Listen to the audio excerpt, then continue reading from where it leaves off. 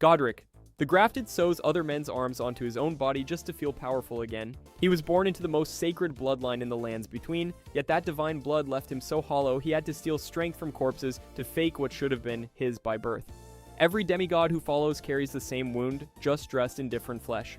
Godric. The grafted. Players call him the tutorial boss.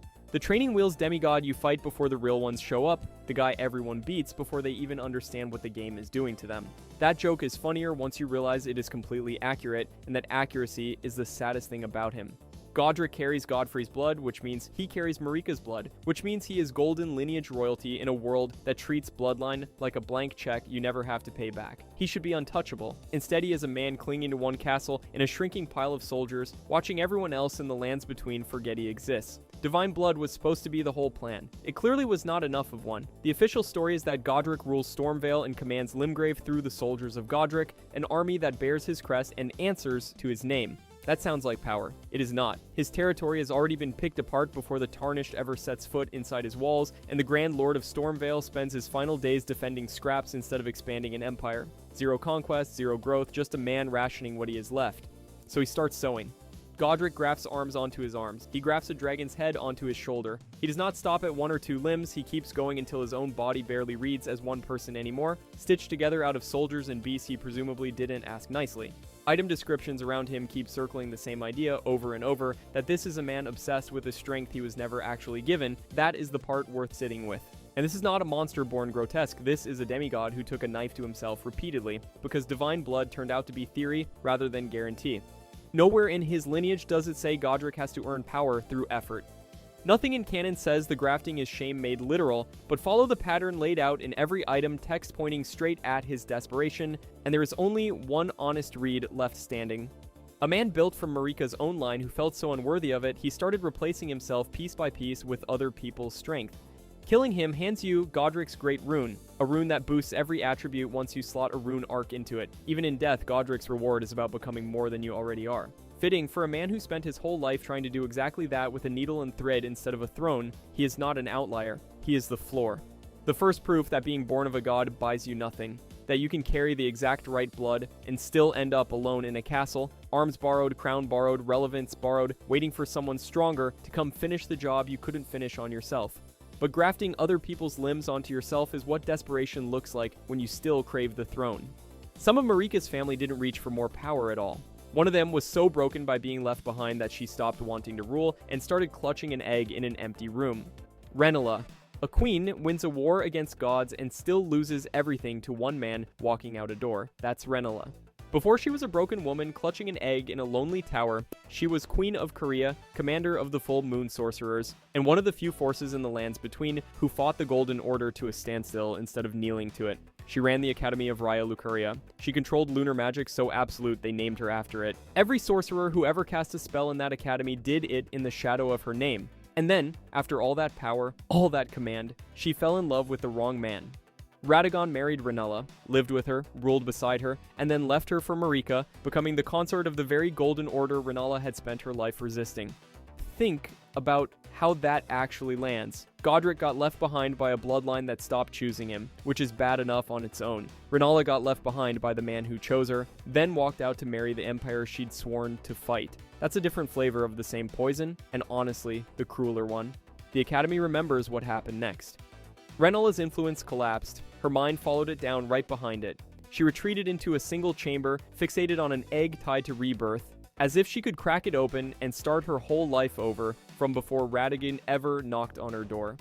A woman who once commanded moonlight against gods, reduced to guarding a symbol of a beginning that never comes. Zero armies, zero throne, just one egg in a locked room. Fight her, and you feel every ounce of that grief. Rennala doesn't throw spears or swing a blade. She fights with a full moon, dropped out of the sky, an actual lunar body summoned into the arena because grief this large needed a spell this big to contain it. Beat her, and the game doesn't just end the fight, it hands you rebirth. Larval tears, a full respect, a chance to become someone else entirely. The woman obsessed with starting over is mechanically the one who lets you start over. There's something almost too neat about that, and the game clearly knows it.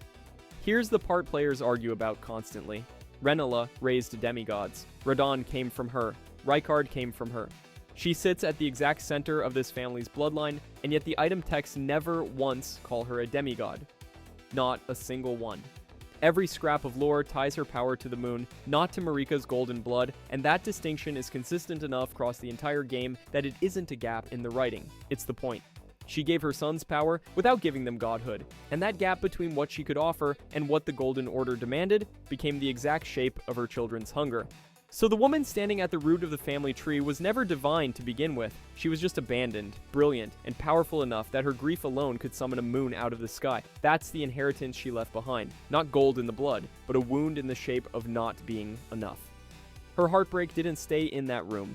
It ran straight into the blood of her sons. One of them carried both her lunar power and his father's golden line, and he grew into the single strongest warrior in the lands, before something quietly ate him alive from the inside. Radan. A man stopped the stars from moving, and the world still let him rot from the inside out. That is not a metaphor. Radahan's gravity sorcery was strong enough to physically halt the celestial bodies in the sky above the lands between, freezing them in place through sheer force of will and years of study under an alabaster lord in Celia. Nobody else in this entire story does anything close to that. Nobody else even comes near it. And somehow, none of it was enough to save him from himself. The surface story is the good one, the one Caelid tells with pride. Radan was the general who held Redmane Castle, the warrior whose name got whispered with actual respect instead of fear. Son of Radagon and Renala, which means he is carrying the Golden Order's authority and the Carrion Moon lineage in the same blood, a fusion no other demigod can claim. His great rune is not decoration. It is one of the pieces the entire Elden Ring needs to be whole again. This is a man built quite literally to be the strongest thing Marika ever made. Then, Scarlet Rot got into him, and being the strongest thing Marika ever made turned out to mean exactly nothing.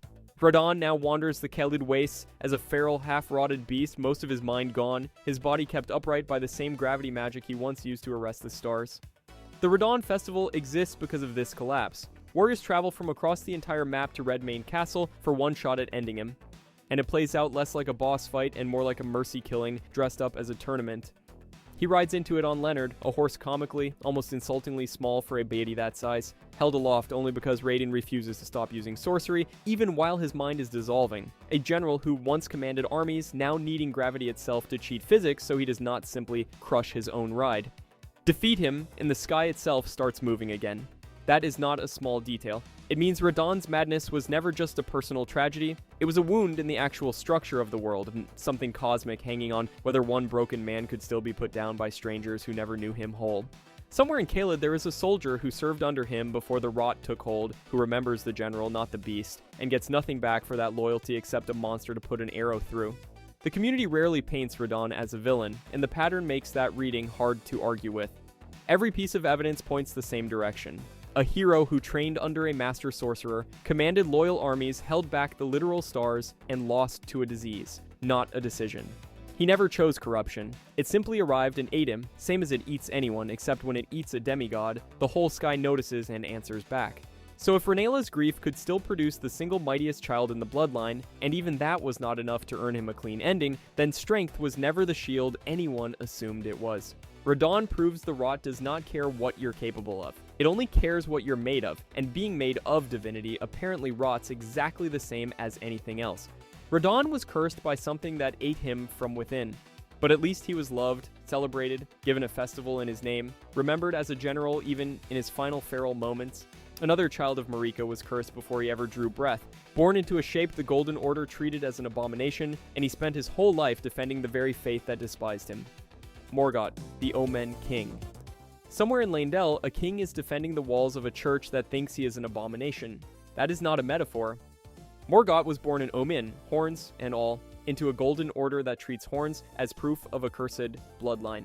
Most omens in the lands between get thrown into the sewers under Leyndell the moment they are born and left there, forgotten, treated like waste before they even understand what they are. Morgott is Marika's own son, and the order still looked at his body and decided he belonged with the sewage. Not a distant relative, not some minor noble house nobody important. Her son. You would expect that kind of rejection to build a monster, and by every visual cue the game wants you to think it did. The wasted, twisted frame, the dried blood crusted down his back, the crown of horns he never asked for and can never take off. He looks like the final boss of a much darker game about revenge, the kind of design that screams retribution before he has said a single word to anyone. Instead, he spent his life guarding the people who threw him away. Morgott appointed himself the protector of Leyndell and the Erdtree, standing between the capital and every Tarnished who marched in trying to claim the Elden Lord title for themselves. Nobody crowned him for it, nobody asked him to. He just did it over and over for as long as the story has existed, with zero fanfare and zero recognition. That is loyalty with zero conditions attached, offered to an order that has never once returned the favor and never will. And here is the twist that reframes the entire first act of the game. For dozens of hours, players fight a hunched, ragged boss outside Stormvale Castle called Margit the Fell Omen.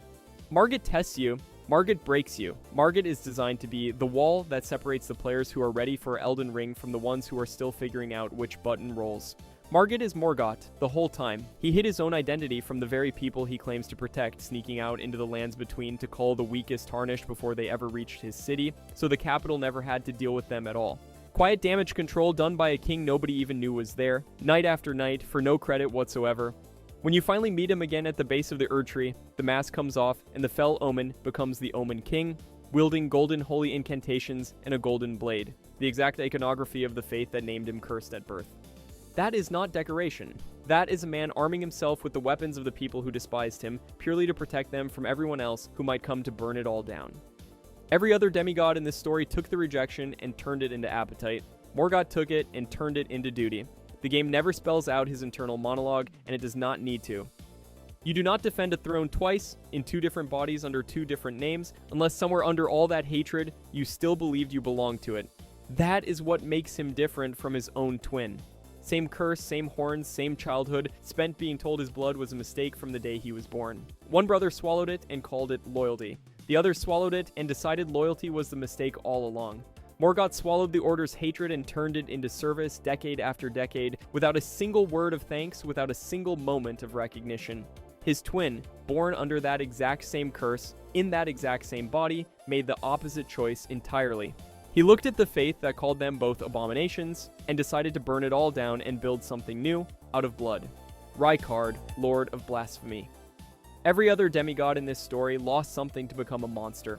Rykard is the only one who signed the paperwork. He didn't get grafted against his will. He didn't get devoured from the inside by some parasite he never agreed to host. Nobody forced this on him. Rykard looked at an ancient serpent on Aintigelmir, decided the Golden Order wasn't worth his loyalty anymore, and asked to be eaten. On purpose. That's not a curse. That's not a tragedy that happened to him. That's a business decision, negotiated and signed by the guy it was going to consume. The official story of the Golden Order says the Erdtree is eternal, the demigods are its stewards, and everyone plays their part in a divine hierarchy that Marika personally designed. Rykard read that entire premise top to bottom and rejected it outright. Son of Radagon and a Ranella, brother to Radon, he had every bit of the family's divine blood running through his veins, exactly like the rest of them. And he decided that blood wasn't worth ruling with, it was worth weaponizing against the very thing that gave it to him in the first place. So he climbed into the mouth of a god-eating serpent and let it swallow him whole. What crawled out the other side wasn't Rykard anymore. Not really. It was the god-devouring serpent, a bloated, fused horror that consumes gods and champions with equal appetite and zero preference between the two. His body became the myth. His name became a warning you'd whisper to a Tarnished before they got any funny ideas of their own. Volcano Manor, once his seat of actual political power, turned into a nest for recusants. Tarnished, who rejected the Erdtree's order entirely and made a living hunting other Tarnished for coin instead of grace. Rykard didn't just walk away from the Golden Path, he built an entire underground economy out of spitting on it, one assassination contract at a time. When you finally face what's left of him, the game doesn't let you use just any weapon. You're handed the Serpent Hunter, a spear built for exactly one purpose, killing something enormous and reptilian that was never supposed to exist in the first place. The duel is staged like two champions meeting on equal footing, except one of them used to be a person and chose actively and with full knowledge to stop being one. Compare that to his own brother. Radon held gravity itself back through sheer stubbornness, while Rot ate him alive from within, a war he never chose and never once stopped fighting right up until the end. Rykard looked at that same trap, the slow inherited horror of decaying from the inside out, and instead of resisting it the way Raichin did, he leapt straight into a version of it with his eyes wide open. Godric stapled other bodies onto his own out of raw desperation to stay relevant. Rykard offered his entire body up to something bigger and hungrier than himself and called it a philosophy. Was he right? Depends who you ask.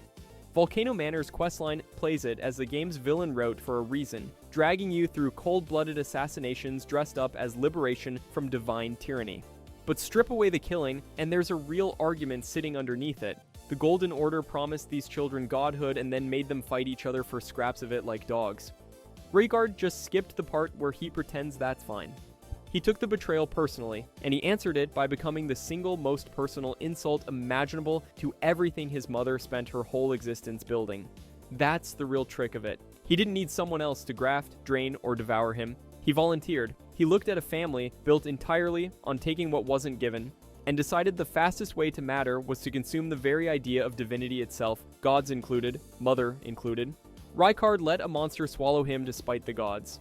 But there was one child who didn't want to spite divinity, he wanted to own it. He didn't reach for godhood by becoming a monster. He tried to build a god of his own and make himself its consort. All of it soaked in blood. Mog, Lord of Blood. He kidnapped a child, wrapped him in a cocoon of muscle and blood, and started building a god from scratch. Not worshipping one, not begging one for scraps of attention. Building one from the ground up so it would finally have no choice but to love him back. That is Mog. And once you see what he actually wants, every demigod before him starts to look like a rough draft of the same broken wish. Mog is Morgoth's twin. Same omen curse, same golden eyes hidden under scars, same childhood spent exiled underground, while the Erd Tree pretended they never existed. Morgoth clawed his way up anyway, begging for a seat at a table that never wanted him there, settling for the job of guarding a throne he'd never sit on. Mog looked at that same rejection and decided groveling was for people with no imagination. So he went the other way, entirely. Mog rejects the Golden Order outright and pledges himself to the Formless Mother, a being so alien to the Erd Tree's light that most of Elden Ring's factions treat her like a rumor nobody wants confirmed. He builds Mogwyn Palace, a blood-soaked kingdom buried in the underground realms, where his followers bleed themselves in ritual devotion and treat his vision of the future as scripture. Zero interest in acceptance, zero interest in reform. He's not trying to fix the family that failed him, he's trying to replace it, and that ambition needed a god. So Mog kidnapped Miquella. Miquella is eternally youthful, radiant, the golden child. In every sense, the family actually meant it. Mog encases him in a cocoon inside Mogwyn Palace, attempting to force his transformation into something new entirely, a god born outside the Erd Tree's control. The plan afterward is the part that makes people's skin crawl. Mog intends to become that new god's consort, not subject, not servant, partner. Nothing in canon states outright whether Mog believes he's doing Miquella a favor, but follow the pattern he's built his entire life on. This is a demigod who was denied one family's love, and responded by manufacturing a replacement he could control from the inside. Whether he's convinced himself it's a gift or knows exactly what he's stealing, the fandom still argues, and there's a good chance Mog never drew that line for himself either. His power reflects the theology. Bloodflame fuses bleed damage with cursed fire, a corruption so aggressive it doesn't just wound, it consumes. His boss fight scripts cursed blood attacks that tear health away from the player again and again, an ability that isn't just combat design, it's doctrine. Every hit is a tiny sermon about what he thinks divinity actually costs. Compare that to Morgoth one more time, because the echo is the whole point. Morgoth stayed faithful to a golden order that mutilated him and hid him underground, and he still died defending its gate. Mog took the exact same wound and turned it into a declaration of war, then aimed that war at manufacturing his own personal miracle. Same blood, same rejection, opposite religion, and that's when it clicks. Every single demigod in this family was chasing the same thing, and it was never crowns, or territory, or the Erd Tree's approval. Godric grafted the limbs of the fallen onto his own body because he thought strength alone would finally make him matter. Radahn chained himself to gravity itself rather than accept an ending nobody was proud of. Rykard devoured a god because being blessed by one was never going to be enough. Every one of them was scrambling for proof that they were worth loving, because Marika's family and her order only ever handed out affection as a reward for what you could seize with your own hands. Mog just refused to keep scrambling. He looked at a mother who never showed up and an order that only ever tolerated him, and instead of begging either one for scraps, he decided to build something that could never say no to him again. It was never about becoming powerful enough to rule. It was about becoming irreplaceable enough to be chosen. Marika's children spent their entire lives learning that lesson, one grief at a time. Mog is just the one who finally understood it well enough to try manufacturing the love himself, cocoon and all. If you enjoyed this video and want to see more, click the video on the screen now.